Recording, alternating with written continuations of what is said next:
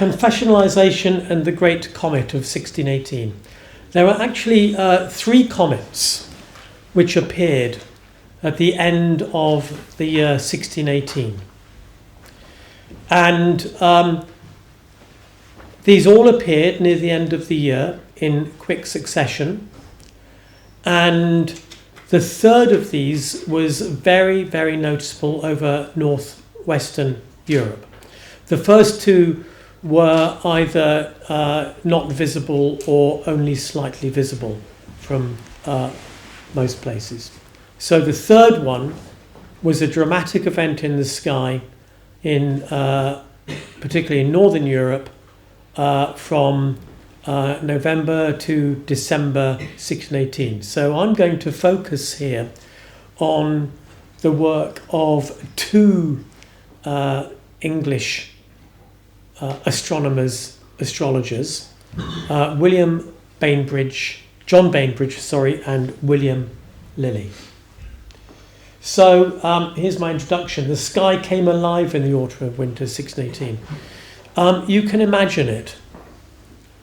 You can imagine the effect that the appearance of 3 comets in a row had on the population back at the time. And I hope to explain to you why they would have had such an effect and how this effect was interpreted and what lessons we can draw from this. So comets could not be predicted. Nobody knew when they were going to arrive. And so they could represent both a potential disturbance in the natural order as well as unexpected warning signs from God. And these were not either or alternatives. God could send unexpected warnings by causing disruption in the natural order. So one reason that the comets are crucial is because they were the first to be seen after the first use of the telescope. Okay, so the telescope hit public consciousness in Europe after 13th of March 1610 when Galileo published his observations. And he showed that the moon has mountains, Jupiter has moons, and Venus has phases, none of which things had ever been suspected before, and all of which showed people that the planets, including the moon and the sun, were not unchanging and perfect, as had always been thought. So amongst European intellectuals, this caused something of an upset. So this is John Donne's, or from John Donne's poem, Anatomy of the World, published in 1611. So he said, "A new philosophy calls all in doubt. The element of fire is quite put out. The sun is lost and the earth, and no man's wit can well direct him where to look at it. And freely men confess that this world's spent, when in the planets and the firmament they seek so many new. 'Tis all in pieces, all coherence gone." Well, this was the intellectual's view. Actually, I think this sort of idea took a long time to percolate through the general population, even if it ever has. So, the third of the series of the comets was the brightest. As I said, it was observed by John Bainbridge, who was to be the first of the Savilian professors of astronomy at Oxford University. And 26 years later, was written about by the prominent English astrologer William Lilly. So Bainbridge's book was an astronomical description of the Late Comet. Lilly's book was England's Propheticall Merlin, foretelling to all nations of Europe until 1663. So Bainbridge's observations began on the 18th of November, when the comet's celestial longitude was 9 degrees in Scorpio, and then its declination was 3 degrees and 20 minutes, so not very much. He made his last observation on the 18th of December, when the comet was at 7 degrees 45 Virgo in zodiacal longitude, so it had retrograded, and 61 degrees of declination. So as you'll see in a minute, it had gone from 3 degrees declination to 61 degrees, so it was travelling almost vertically. And there is, if you can see that, there is a map of the comet's trajectory. So the brown line is the ecliptic with zodiacal longitude, and the blue line the celestial equator. So the comet begins just above the constellation Libra, and then it goes right up. Mainly, the constellation it passes through is Boötes. It goes right up like that. And so you can see that in terms of zodiacal longitude, it doesn't move very far, but in terms of declination, it goes up. Now this is important because anything could be taken as a sign of God's pleasure or displeasure. A measure of the comet's power was its verticality. The higher it got in the sky, the more significant it was seen to be. So here's the same diagram with a bit more of a close-up, just as you can see. And again, there's Libra and there's Boötes up there. Not much in terms of stars in between. And here's the horoscope. This is the horoscope cast for the first observation by the astronomer Longomontanus. And this horoscope's cast by William Lilly in England's Propheticall Merlin. And there the Sun is in Scorpio, Mars in Virgo, ruled by Venus, Sagittarius rising, ruled by Jupiter, Jupiter Aquarius, ruled by Saturn, Moon conjunct Venus in Capricorn, Saturn in Gemini. Now, I looked at that horoscope and I thought about all that, and we would end up with quite a Saturnine horoscope probably. Sagittarius rising, ruled by Jupiter, Jupiter Aquarius, ruled by Saturn, Moon conjunct Venus in Capricorn, ruled by Saturn. Funny thing is, Lilly didn't really talk a lot about the analysis of the horoscopes. So I'm going to go on and look at, in a bit, what he was interested in. So to start off with, what were the foundational texts on astronomy that people would have been using in 1618? Well, they would have included scriptural texts. In fact, they would have been fundamentally scriptural texts. So translated into English in 1611, 7 years earlier, from Genesis book 1, chapter 14. And God said, "Let there be lights in the firmament of the heavens to separate the day from the night, and let them be for signs and for seasons and for days and for years." So a very, very familiar passage. But this then becomes a foundational text for early 17th century astronomy, as it was for astronomy in the Christian world in all previous centuries, because everything that happened in the sky was a manifestation of God's creation. That's the fundamental position. So Psalms 19 verse 1 as well, another very familiar text. The heavens are telling the glory of God, and the firmament proclaims his handiwork. So God is the starting point for everything. And this needs to be understood whether we're talking about the history or use at the time of astronomy or astrology. God is always there. God is the universal starting point. Anytime an astronomer comments on where a star is, they're commenting on God's creation. Anytime an astrologer casts a horoscope, they're looking at God's plan. This doesn't need to be said. It's there. But then there's the what we now call the dispute between astronomy and astrology. A dispute which is clarified now, but then would have been a little bit muddier because the two terms could overlap, even though people could identify themselves as pro or anti-astrology. And so this is one of the great texts from that debate. It's from Jeremiah, Old Testament book of Jeremiah, chapter 10, verses 2 to 3. Again, from the 1611 English translation, 7 years before the comet. Thus saith the Lord, learn not the way of the nations, nor be dismayed at the signs of the heavens. because the nations are dismayed at them. For the customs of the people are false. So the customs of the people here, that's Babylonian astrology at the time. Okay? Don't be dismayed. Just because the Babylonian astrologers are all dismayed if there's a difficult sign from the heavens, doesn't mean to say that devout people have to be, because God is on their side. So forget the ways of the nations. Be loyal to God. So Bainbridge, and as we will see as well, Lilly, directly references this sort of position. Bainbridge wrote, "Away, away, profane, irreligious wretches. It is God omnipotent and omniscient, to the wicked most fearful and terrible, to the repentant most gracious and merciful, that appears in these celestial signs."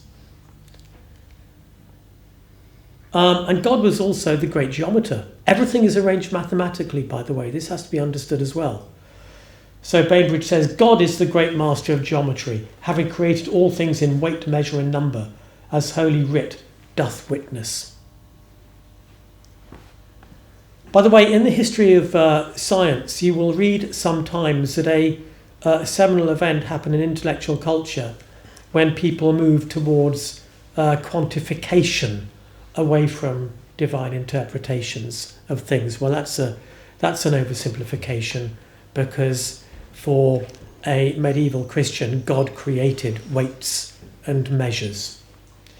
And then there was a bit of scepticism. This is Michael Maslin, who was the great sponsor of the astronomer Johann Kepler. And he commented on the comet. He said, "I strongly doubt whether what may not be achieved in celestial matters according to astronomical calculation from the motions may be judged astrologically with any degree of certainty or probability." So he's not ruling out astrology there. He's just saying, look, we can't necessarily judge anything in astrology with certainty and probability. Kepler took this on and tried to reformulate astrology. So you might have an astrology which is very, very uncertain. So religious context in Europe in 1618, this was the world people lived in 1618. Europe was divided. Okay, over to the just off the map is the divide with the Greek Orthodox, or the Orthodox world, Christian world in Russia. But on this map, you've got in green the Roman Catholic world, and in kind of blue, yellow, and a sort of brown for England, the Protestant world. So that fundamental religious divide split Europe, just like the communist capitalist divide split Europe in the 20th century.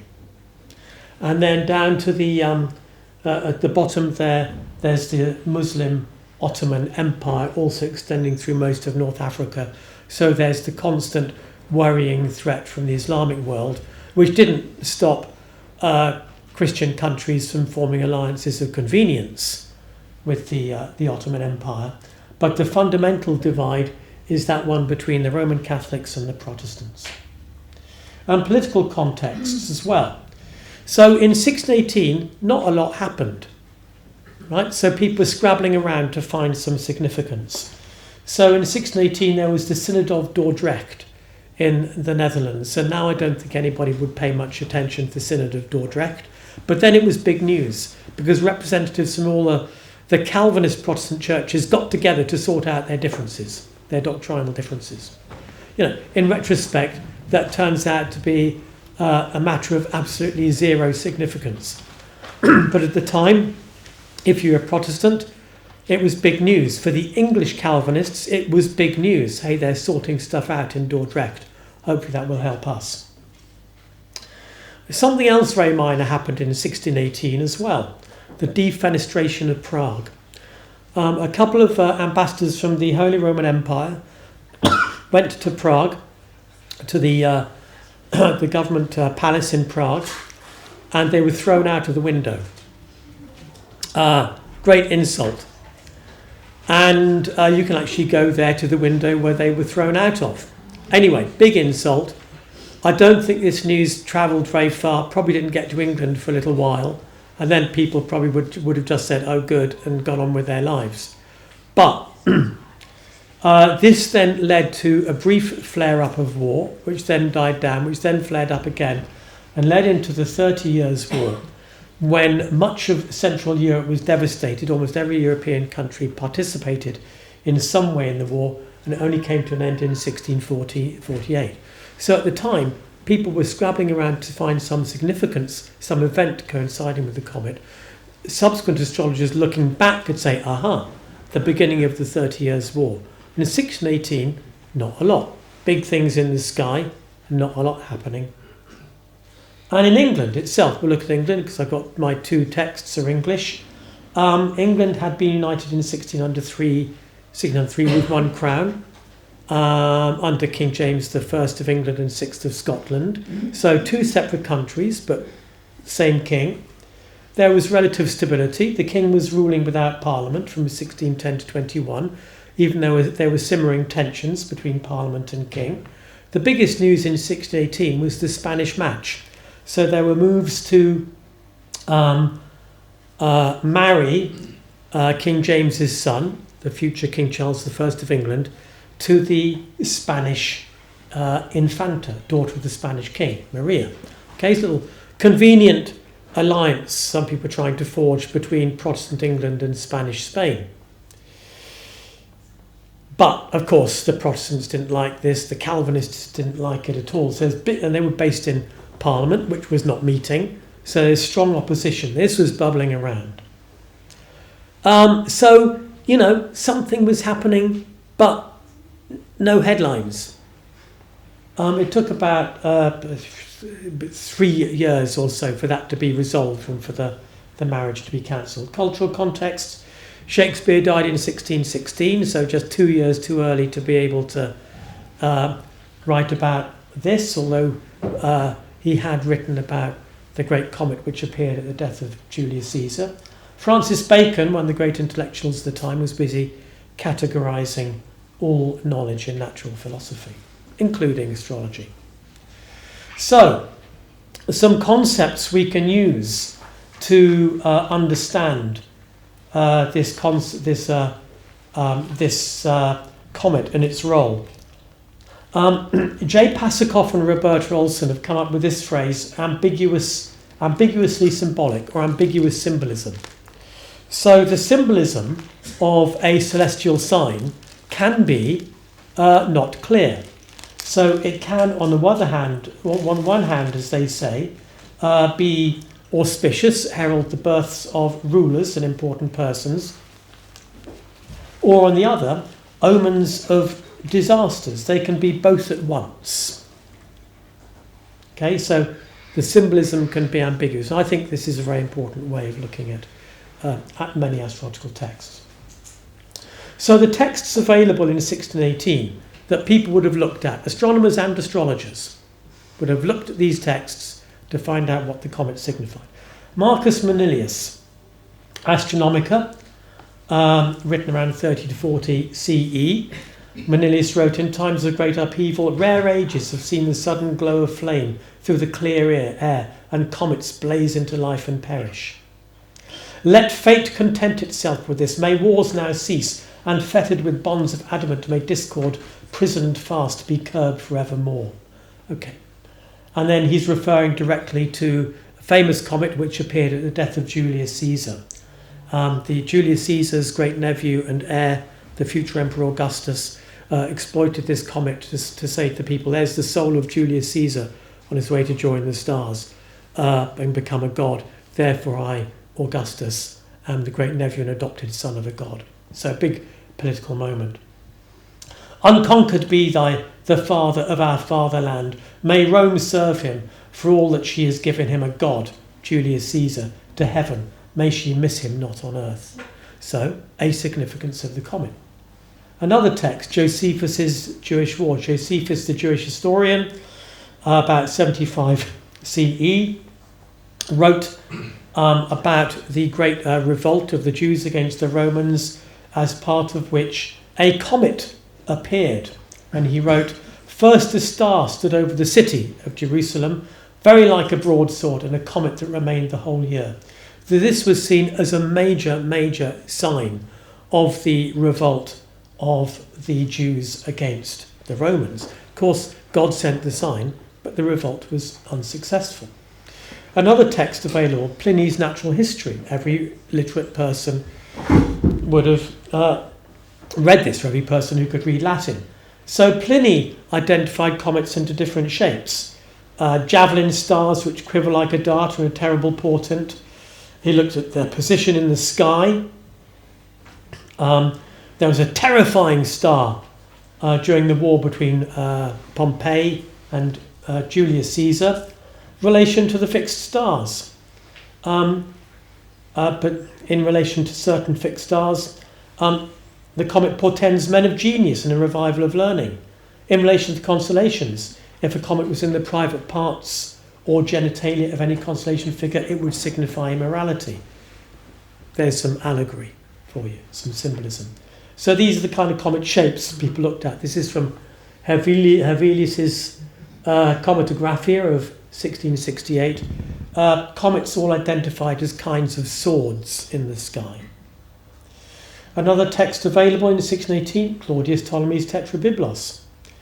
He took a very naturalistic view, so comets could cause rain, foretell droughts or winds.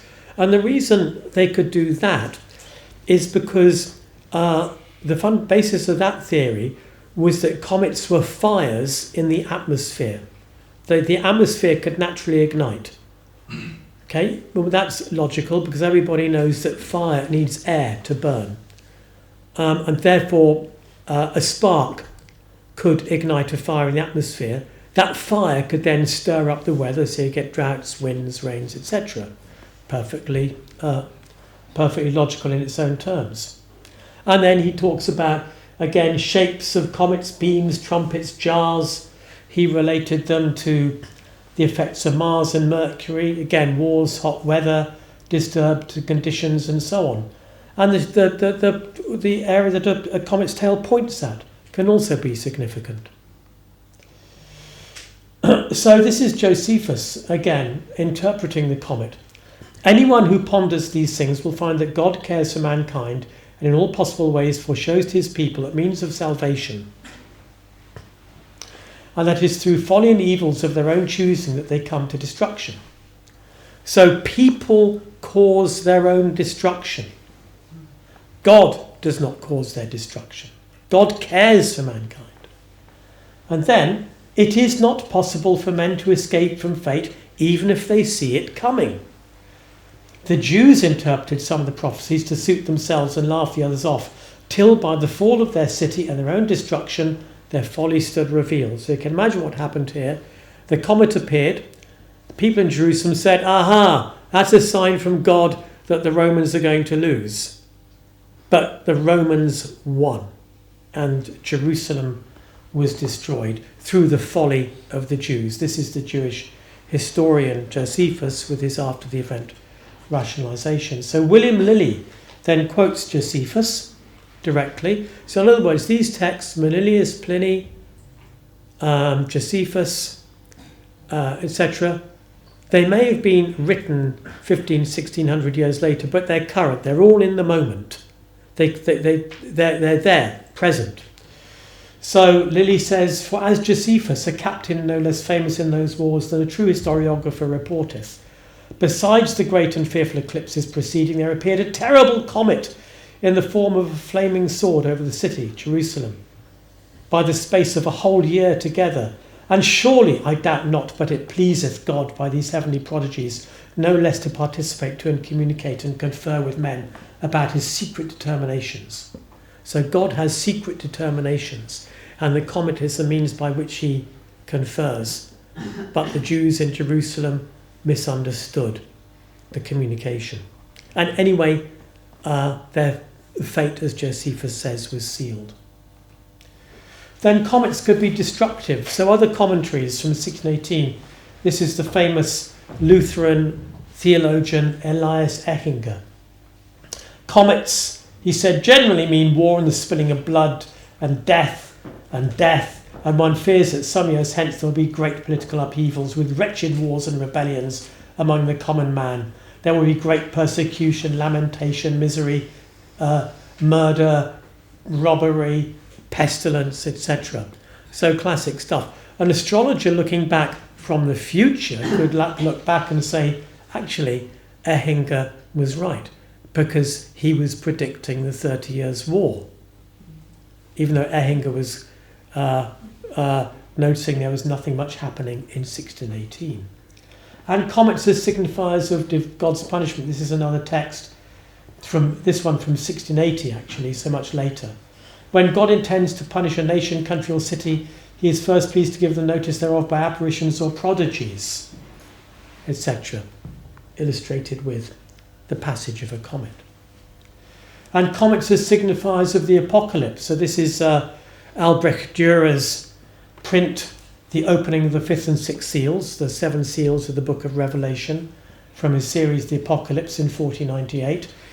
And you'll see here in the print all the stars coming down, comets, meteors, shooting stars, signifiers of the apocalypse. So we go back to that situation in 1618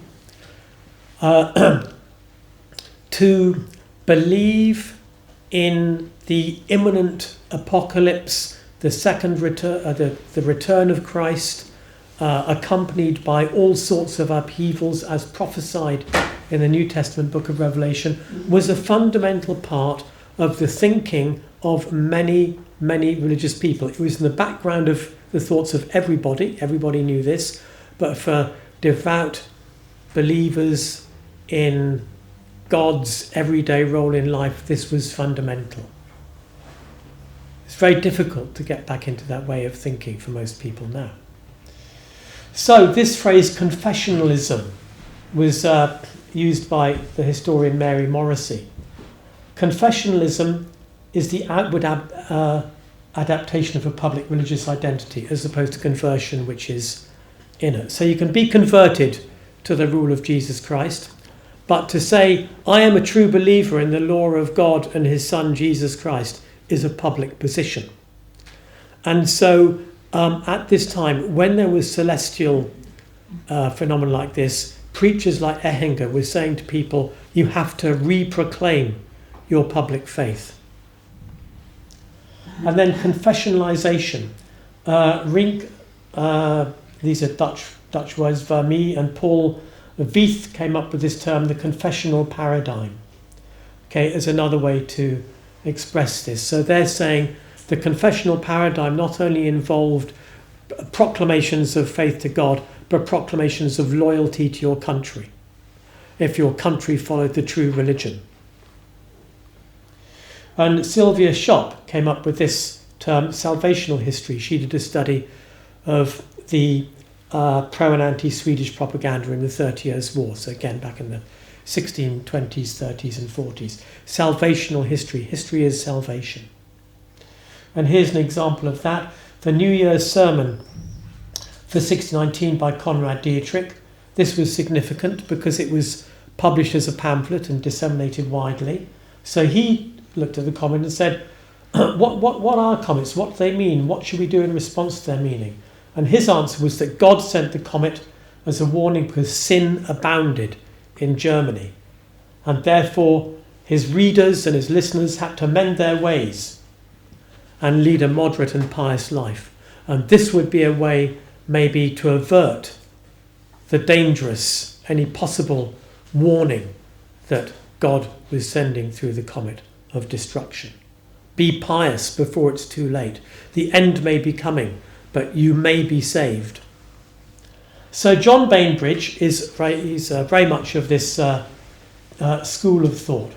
He became Savilian Professor of Astronomy as a result of publishing his work on the comet, and he was also a physician, a member of the Royal College of Physicians.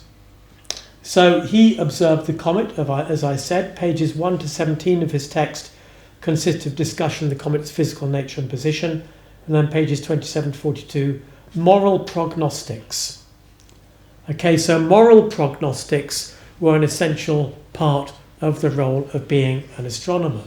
So he wrote, "The moral applications of this new comet by divine providence set on the high Olympian mount, to some of the herald of wrath, but to others the joyful ambassador of peace and mercy." So there's an example of symbolic ambiguity. The symbolism can be read as bringing some great victory or as some great defeat. So there again, just to remind you what people are actually looking at, the comet moving higher and higher in England through declination, from just above Libra going up through Bootes. So Bainbridge compared the comet to the Star of Bethlehem.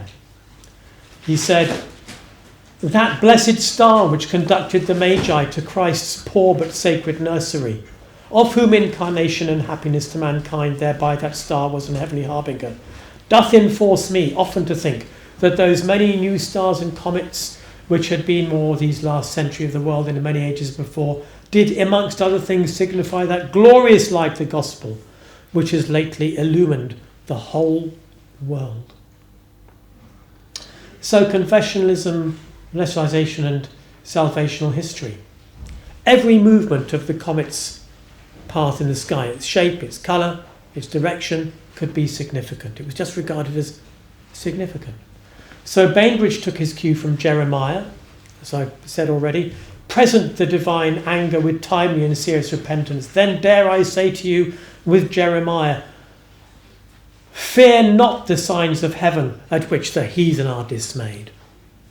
So forget what anybody else is saying about the comet. This is a chance to ask God to forgive your sins. And he carefully distanced himself from what he called the rules of vulgar astrology, which he called fantastic dreams. And he preferred the term hieroglyphic for his own method, but he used zodiac signs, and he stated this is a matter of allegory, which was based on divine inspiration. So the comet was above all a signifier of religious reform. So Bainbridge enrolled the comet in the Protestant cause. He looked back to 3 previous new stars.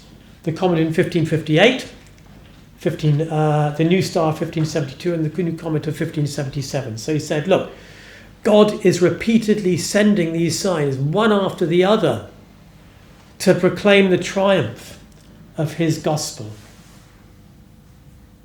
And then again, away, profane, irreligious wretches.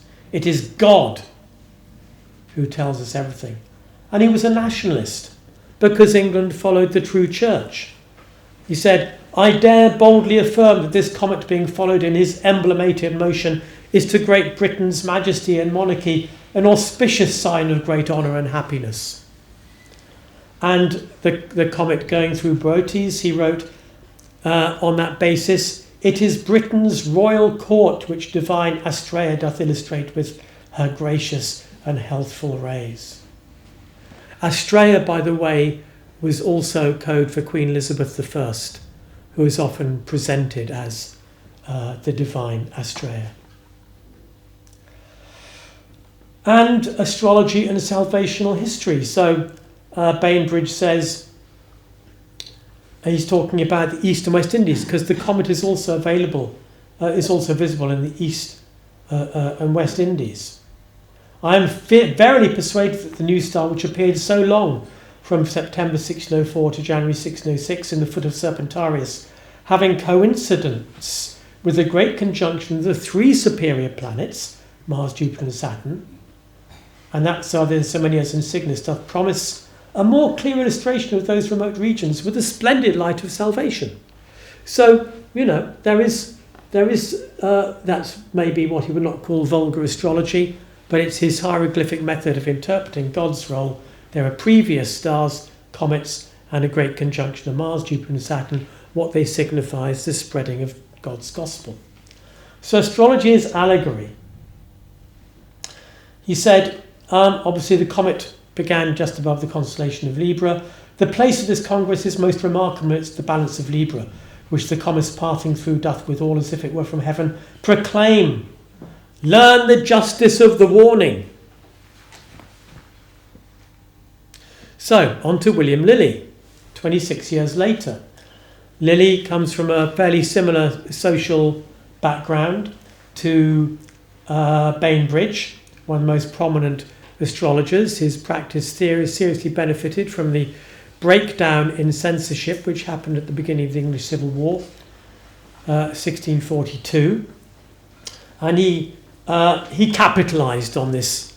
Thus, people wanted to know what was happening. Okay, there's his text there, England's Prophetical Merlin. You can tell from the title, England's Prophetical Merlin. He's taking a broad sweep. He's referring to English mythology, Merlin, the magician of King Arthur. And the comet only features in part of the text. His social affiliation, he wrote for social commentary, there's a yeomanry of England endures no slavery. So the yeomanry are the farming class, the prosperous farmers, gentlemen. They endure no slavery. They're not going to be enslaved. That's saying enslaved by a Catholic bishop or a Catholic-leaning king. They breed their sons excellently well, this yeomanry of England. Their sons prove excellent lawyers and best know the estate of every county they live in, are valiant and discreet people. So this is part of an astrological text, by the way. So astrological texts can range around all sorts of opinions. This was English politics in 1644. It's the second, when Merlin was published, it's the second year of the Civil War. You'll see, you can imagine from modern civil wars, which are still going on, what it's like to live in a country where there's a civil war, families against families. So on the east of England, that's parliamentary control in a yellow colour, and Wales and the southwest in a pink colour, that's royalist control. Parliament, dominated by Protestants, is against the king.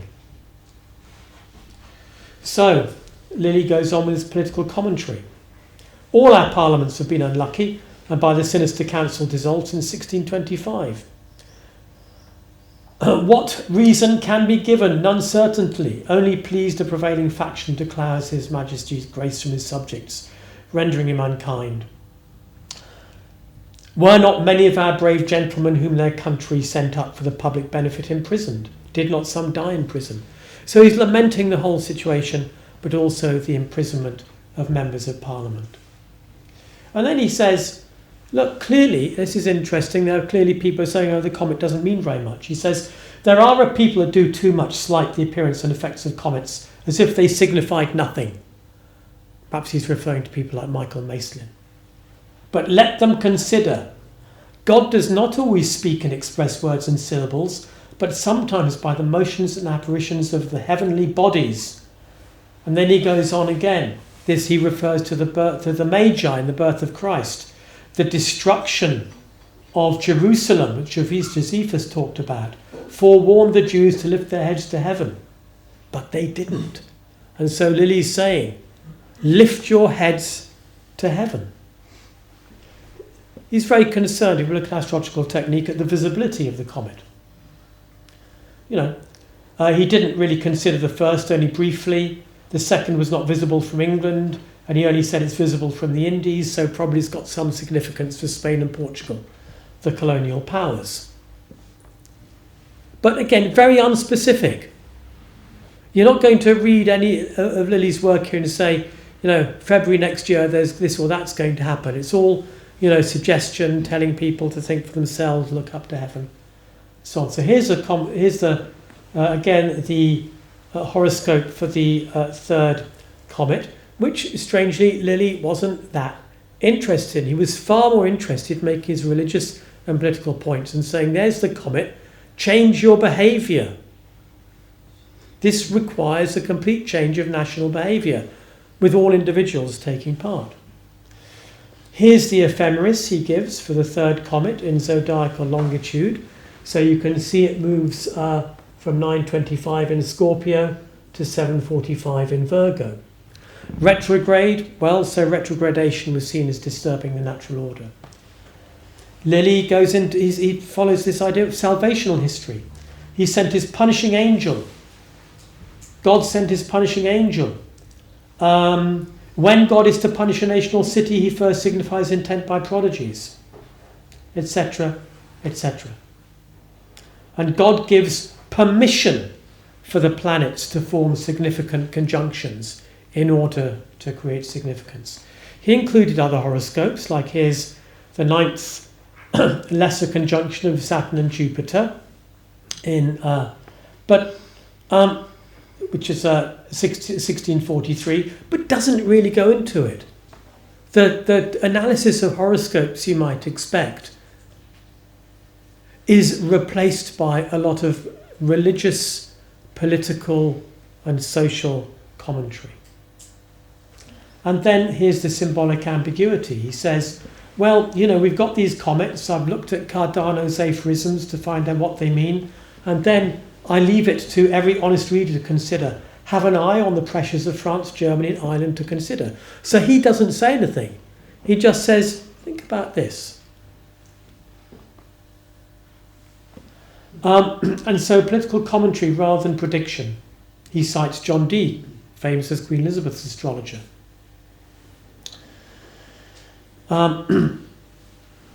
It seems that some princes and potentates, many noblemen and ecclesiastical, have ever since the appearance in 1618 been steered in the course of their lives by the influence of their retrograde comet, i.e. they have oppressed their neighbours. So the retrogradation he's reading here symbolically as the oppression that he sees taking place under the reign of King James I and Charles I that has now blown up in the Civil War.